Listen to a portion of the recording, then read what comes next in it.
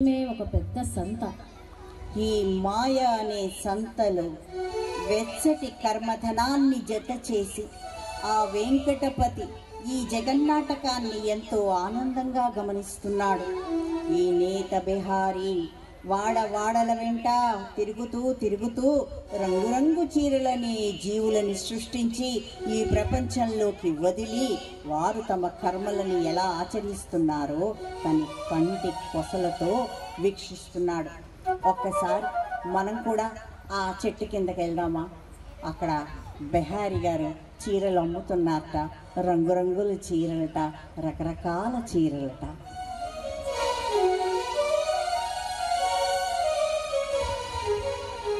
వాడల వెంట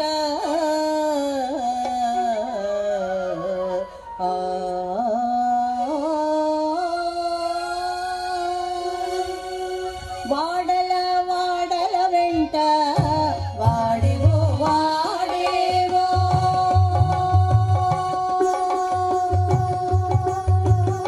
వాడల వెంట వాడేవో వాడేవో వాడల వెంట వాడేవో వాడేవో నీడ నుండి చీరలమ్మే నేత బిహారీ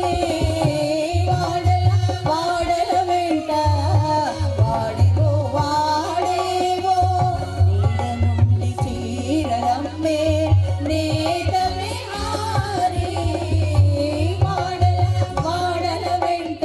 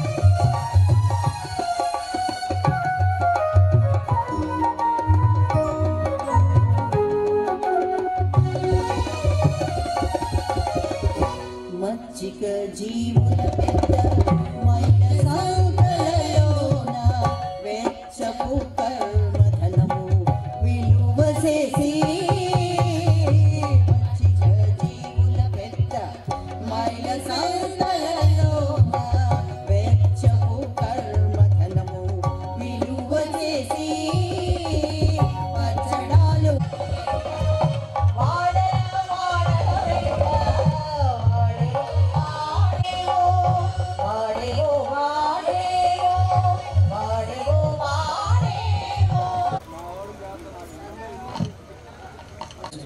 మన అదృష్టం చాలా బాగుంది.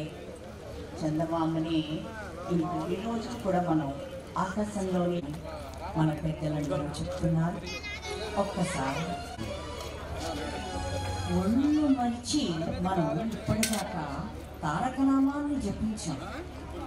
జపం చేయాలి అంటే వైశాఖ పౌర్ణమి నాడు తెల్లవారులు జపించి మధ్య ఉన్నటువంటి ఒంటి స్తంభపు మేడ మీద నిల్చుంటే మనకి ఆ చందమామ కనిపిస్తుంది.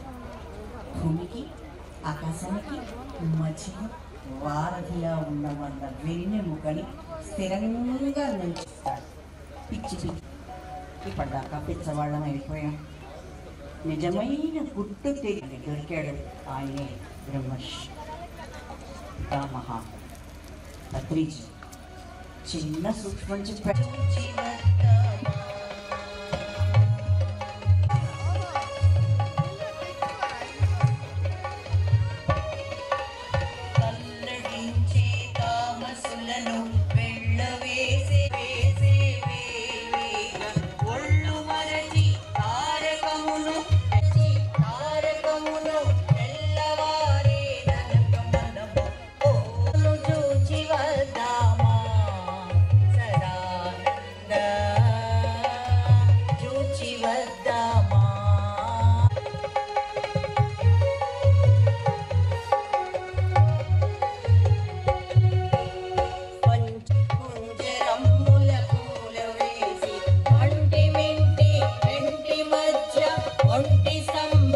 మీద